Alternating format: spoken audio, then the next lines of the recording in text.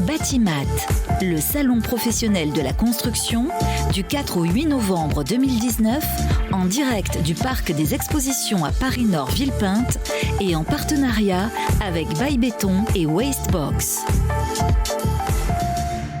Merci d'être à notre écoute sur Bâti Radio en direct de Batimat qui a débuté aujourd'hui et qui se termine vendredi. Et nous allons, dans le cadre de la table ronde quotidienne de Construction 21, nous allons aborder aujourd'hui les Awards de Construction 21 avec nos invités qui sont présents. Christian Brodargues. Bonjour Christian. Bonjour. Vous êtes professeur à l'École des Mines et président de Construction 21 France et International. Merci d'être avec nous. Laurent Pérez également est avec nous, directeur de Ecopolis et président du jury Awards France. Bonjour Laurent. Bonjour. Et nous avons également le plaisir d'avoir Leslie Gonsalves, architecte et co-gérante de Seuil Architecture et surtout gagnante du Grand Prix Construction Neuve pour l'usine ARM. Merci en tout cas d'être avec nous tous les trois. Alors si vous le voulez bien, on va commencer avec vous, Christian Brodargues. Alors d'abord, l'émission de Construction 21 pour qu'on puisse comprendre justement ce que vous faites. Construction 21, c'est une association qui réunit des professionnels et des experts sur la construction et la ville durable. Et donc notre objectif, c'est d'identifier et de diffuser les meilleures pratiques, les meilleures réalisations, de partager les connaissances, de mettre en réseau les acteurs. Donc tout ce qui permet effectivement de diffuser le plus rapidement possible les solutions nécessaires pour relever l'enjeu du climat. Alors aujourd'hui, on va surtout parler des Awards de Construction 21. Alors d'abord, qu'est-ce que c'est ? En fait, c'est un prix qui est organisé donc, par Construction 21.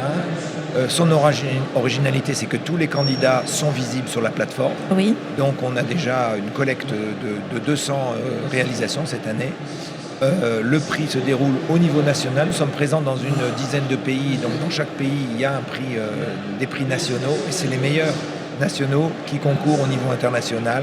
Et on a remis donc aujourd'hui les prix lors de Batimat, les prix internationaux. En général, on le faisait lors des COP. Oui. Mais on a décidé cette année d'aller à Batimat. Donc on a déjà les résultats, on va dire. Oui, on a déjà les résultats. Oui, les résultats on a distribué les prix ce matin. Alors quel genre d'innovation, ce genre d'awards fait connaître ou d'innovation innovante ? Est-ce que vous pouvez nous donner quelques exemples ? Alors on n'est pas sur la partie, je dirais, innovation, rupture, nouvelle technologie. On est vraiment sur des projets réalisés qui sont en fonctionnement, qui sont dans le marché. Notre objectif, ce n'est pas d'identifier des cas idéal, mais que personne ne mettrait en œuvre. Évidemment, sinon ce serait dommage. Notre objectif, c'est vraiment des cas qui sont possibles d'être déployés dans le marché. Donc c'est pour ça qu'on donne toutes les données à la fois de prix et les données économiques de chacun des projets sont connues, performances, et aussi ceux qui l'ont fait. Donc de promouvoir les meilleurs acteurs, les acteurs qui ont réalisé les meilleurs projets. Ça leur fait aussi du business, puisqu'on est dans la diffusion de l'économie verte. Alors justement, Laurent Pérez, vous êtes président du jury Awards France, mais vous êtes également directeur d'Ecopolis. Alors d'abord, Ecopolis, c'est quoi ? Alors Ecopolis, c'est aussi une association, mais régionale, on est francilien. Notre métier, c'est participer à la montée en compétence de ces professionnels du bâtiment, de l'aménagement. On organise des rencontres, des événements. On accompagne aussi des projets avec la démarche bâtiment durable francilien. Oui. Donc on est un réseau en fait de professionnels. Et en particulier, nous on est le maillon francilien d'un réseau national de centres de ressources comme nous. Et c'est à ce titre qu'on est impliqué dans Construction 21. Donc moi, Ecopolis représente un réseau de 23 centres de ressources en France. Impliqués dans Construction 21 pour diffuser les bonnes pratiques. Alors, quelles sont vos impressions sur cette édition 2019 en tant que président du jury ? Alors, c'est la première fois que j'assurais cette mission. Cette difficile, lourde tâche. Mais néanmoins très, très intéressante. Oui. Ce qui ressort... Alors, moi, j'ai présidé deux jurys, le jury construction et le jury rénovation, les grands prix construction, les grands prix rénovation. Je viens dans un deuxième temps, c'est-à-dire il y a déjà eu des jurys par thème qui étaient assez intéressants. Donc il y a bas carbone, climat tempéré, climat chaud, santé et confort, qui ont fait déjà une première partie du boulot. Et notre tâche à nous consistait à prendre un peu de hauteur et se dire ok, si on en retient un sur la construction et un sur la rénovation. Qu'est-ce qu'on souhaite délivrer comme message aux professionnels ? Évidemment. Voilà, c'était un peu le rôle de ce jury. Après, il faut aussi comprendre qu'on fait une sélection parmi les projets qui sont proposés. Donc, évidemment, même les projets qu'on soutient ne sont pas des projets parfaits, ça n'existe pas. En revanche, ils donnent une bonne tendance. Et qui font avancer notre société, je suppose. Exactement. Évidemment.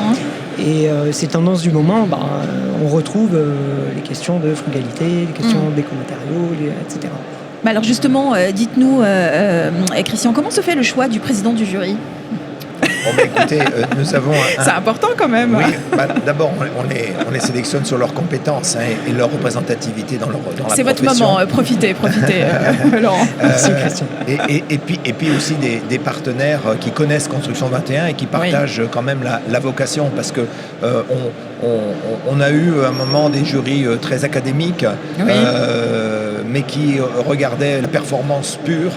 Et là, on est vraiment... privilégie vraiment le marché, ce qui est réalisable. Donc nos experts sont à la fois des experts du domaine très haut niveau technique, mais aussi connaissant bien le marché, l'état du marché et ce qui est pertinent. Mais alors vous qui connaissez bien le marché, quels sont les choix de critères prioritaires ? Pour retenir bien sûr les gagnants. Alors, ou les futurs gagnants. On a retrouvé encore une fois les messages que souhaitait faire passer le jury. Premier gros message, c'était la question de la rénovation versus la construction. Ça, c'est le sujet du moment, évidemment. On a un prix construction neuve qui est important, qui a donné des bons messages. Mais malgré tout, dans les discussions qui ont eu lieu au travers de ces jurys, c'est comment est-ce que quelque part on donne aussi un bonus à la rénovation, comment on valorise les rénovations de copro, les rénovations de patrimoine d'enseignement par exemple, de collectivités territoriales, etc., qui sont des vrais enjeux sur les questions de climat et d'énergie. 99% de l'enjeu, il est sur la rénovation. Donc voilà un des premiers messages forts et des discussions qui ont eu lieu au travers de ces jurys. Et puis ensuite, c'était mettre en valeur les thématiques du moment. Alors il y a un peu comme la rénovation, les questions de la frugalité. Comment on arrive à rénover avec peu de moyens, avec peu d'impact, et pas un grand renfort de techno. Alors, sans être dogmatique, on a valorisé des projets qui, par exemple, ont mis en place un chauffage à base de data center. Donc on est quand même sur de la techno, mais on n'attend pas tout des solutions techniques, et ça on a voulu aussi faire passer ce message, si bien que le Grand Prix Construction Neuve est un projet très frugal, hyper végétalisé, intégré dans son... Justement, on va poser la question à Leslie Gonzalez. Alors Leslie, vous êtes donc co-gérante de Seuil Architecture. Alors avant de parler du prix que vous avez remporté, Seuil Architecture, qu'est-ce que vous y faites exactement ? Alors effectivement, Seuil Architecture, une équipe toulousaine et pas de Bordeaux, comme ça avait été dit. Oui. Alors, qui a fauté ? On est 16, voilà, on est tous très engagés en fait dans une démarche, dans l'acte de construire, et pour cela il faut que c'est du sens pour nous. Donc dans la co-construction, c'est très important avec les usagers, c'est une valeur ajoutée, assistance à maîtrise d'usage qu'on est en train de développer, et faire en sorte aussi de régénérer les milieux, c'est-à-dire ne pas se limiter à limiter les impacts, mais régénérer et valoriser le vivant. Voilà notre mission chez Seuil Architecture. Alors pourquoi vous avez participé au Green Solution Awards ? Qu'est-ce que ça vous apporte ? Les Green Solution Awards, effectivement, c'est la possibilité de retrouver en fait les valeurs qui sont les nôtres. On est vraiment sur un prix qui s'intéresse à la valeur du bâtiment, à sa frugalité, à ses innovations, à cette recherche dynamique que l'on peut créer avec un maître d'ouvrage. Même si on fait du beau, on fait du visible, on est vraiment sur du sens. Et donc, c'est ce que disait Laurent Pérez d'ailleurs tout à l'heure. Effectivement, donner du sens à l'humain et pas seulement au bâtiment. On est bien d'accord, Laurent, vous êtes d'accord ? Exactement. Oui. Non, je vous en prie. C'est une table ronde, tout le monde peut échanger. Effectivement, moi, ce que j'ai noté, c'est donc des sujets, des tendances du moment, mais surtout quelque chose aussi qu'on porte énormément chez Ecopolis, c'est la question de... Alors, sans employer de gros mots, mais d'intelligence collective, c'est-à-dire comment on s'organise ensemble pour faire aboutir ce projet commun qui est un projet de rénovation, un projet de construction. C'est un projet commun qui dure sur 6 ans et qui implique peut-être 80 personnes câblées complètement différemment. D'ailleurs, l'intelligence collective, c'est aussi l'ADN, justement, Christian, de Construction 21. Hein. On est bien d'accord, vous vous rejoignez tous sur ce... Totalement. Ouais. Et effectivement, on essaie de stimuler ce genre de processus et de rendre visible effectivement que derrière ces réalisations très techniques sur lesquelles on a des performances, il y a derrière des équipes de projets et il y a tout un processus effectivement qui permet d'aboutir, d'accoucher ces projets complexes. Alors Leslie, est-ce que vous pouvez nous en dire un peu plus sur ce projet pour qu'on puisse comprendre ? Alors c'est une usine dans le Gers de 3800 m², co-conçue avec les utilisateurs pendant plusieurs mois. On est sur un bâtiment à énergie positive avec en construction bois et paille, 3000 bottes de paille. On a 23 forages géothermiques, du photovoltaïque, pas mal d'éléments. Oui. Et on a travaillé sous forme d'ateliers participatifs avec un comité de pilotage représentatif, mais aussi des ateliers qui ont pris en compte les 50 sociétaires, notamment 2 grands ateliers où on est allé chercher des éléments de détail très fins avec eux pour avoir les informations sur le process et leurs besoins. Et comment techniquement vous avez... quels ont été vos choix techniques ? Les choix techniques, ils sont issus du process industriel, de leurs problématiques.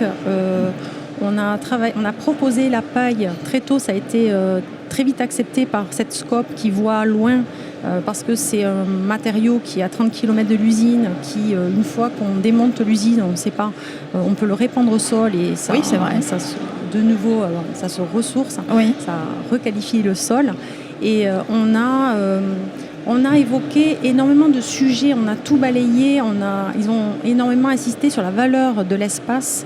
Chaque billet de 500 € qu'on a mis dans le projet, oui. Il a été envisagé par rapport à différentes problématiques, que ce soit la valeur de l'espace, la contribution de tous, la valeur client, etc. Oui.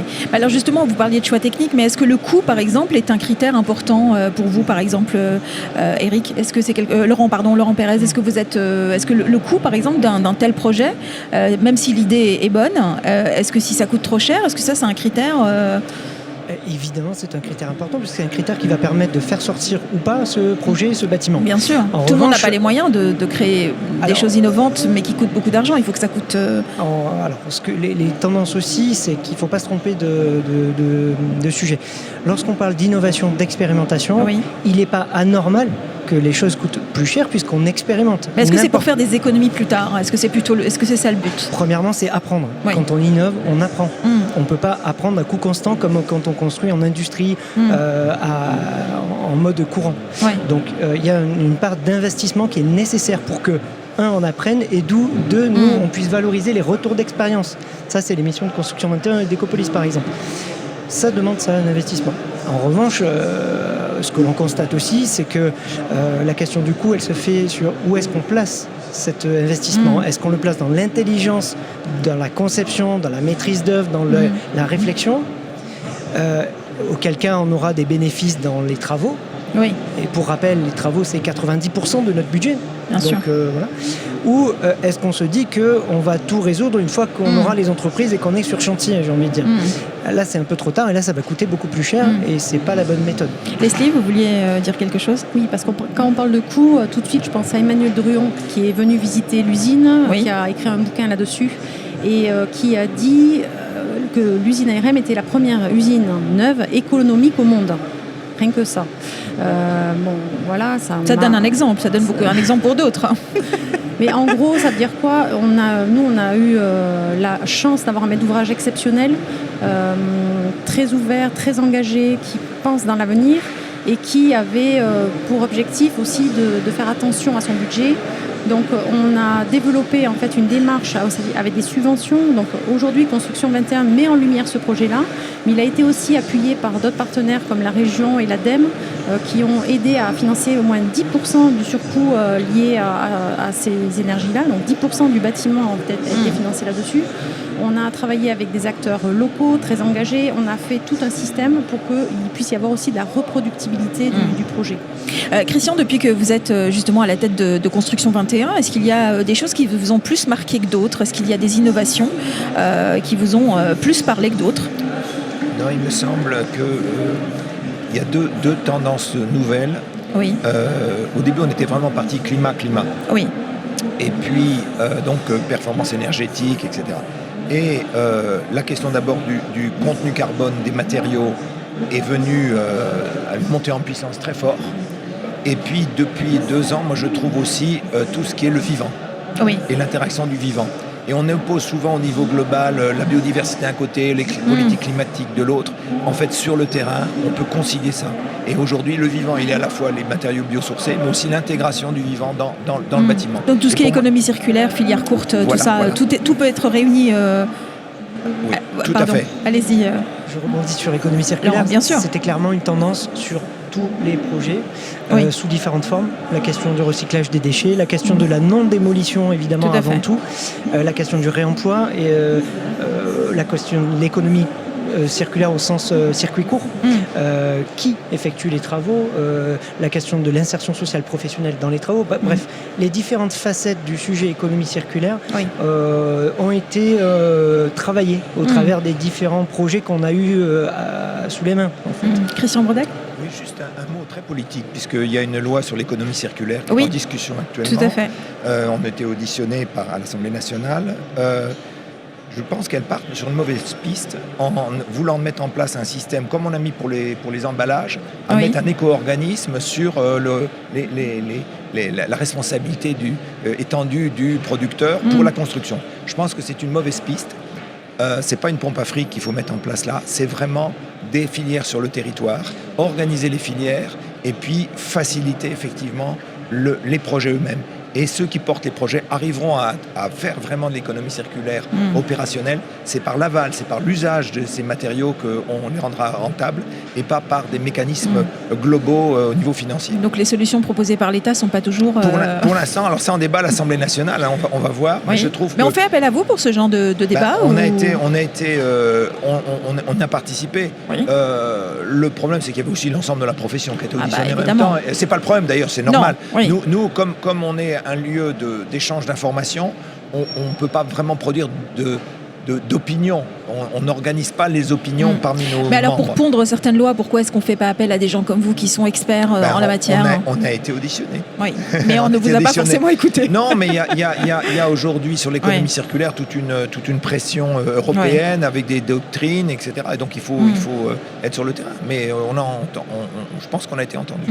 Leslie, un mot là-dessus ? Vous avez envie d'ajouter, vous qui êtes très investi sur ces questions d'écologie et d'économie circulaire. On est toujours pareil par rapport à ces sociétaires d'ARM, ils sont très engagés aussi. Oui. On a proposé une solution qui financièrement était peut-être pas si évidente que ça sur la zone artisanale dans laquelle il y a effectivement tous les bâtiments industriels. L'ensemble des bâtiments, en fait, comme le terrain est en pente, ont ramené de la terre, ils ont fait une plateforme, ils ont posé leurs bâtiments.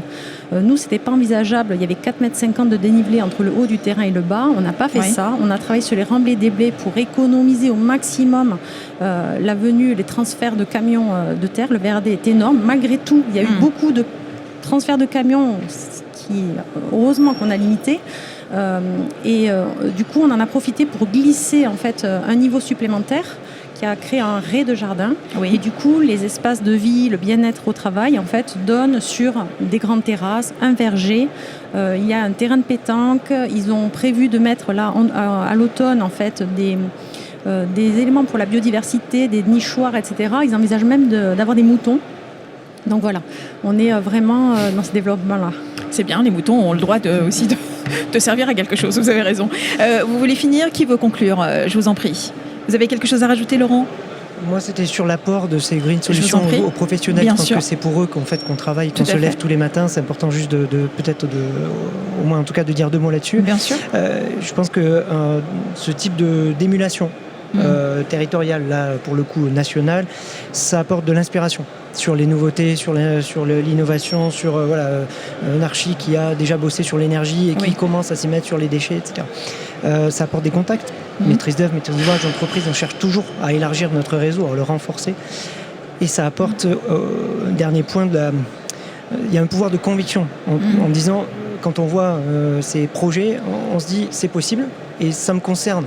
Et donc au final, ça incite à passer à l'acte. Ce qui est vraiment ce qu'on appelle de nos voeux.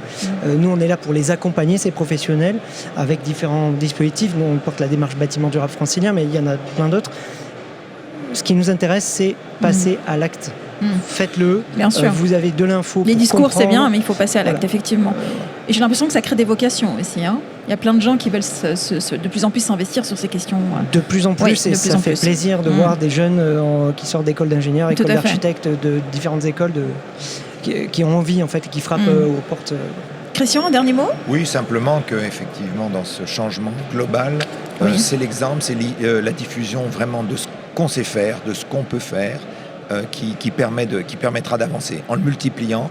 Et c'est par imitation en fait que les professionnels évoluent plus que par des contraintes juridiques. Il faut un cadre juridique, mais c'est vraiment l'envie et les acteurs ont envie de faire. Tout le monde a envie de contribuer au climat maintenant aujourd'hui. Donc, et de façon positive. Voilà, le monde d'emploi, c'est aller regarder ce qui se passe sur Construction 21. Leslie, un dernier mot ? Pour conclure, il faut que je dise vraiment quelque chose d'important. Allez-y, merci, je suis vraiment très émue pour ces Green Solution Awards, pour ce prix-là. C'est exceptionnel, ça met en valeur des projets vraiment qu'ils méritent, des maîtres d'ouvrage qui, en fait, il faudrait qu'il y en ait partout. Et c'est ça qu'il faut valoriser, c'est ce rapport-là, cette relation. Eh bien, le message est passé. Merci beaucoup à vous trois d'avoir été avec nous, Christian Bredague, Laurent Pérez et Leslie Gonzalves. Merci encore. Merci beaucoup. Merci. Batimat, le salon professionnel de la construction, du 4 au 8 novembre 2019, en direct du parc des expositions à Paris-Nord Villepinte et en partenariat avec Baye Béton et Wastebox.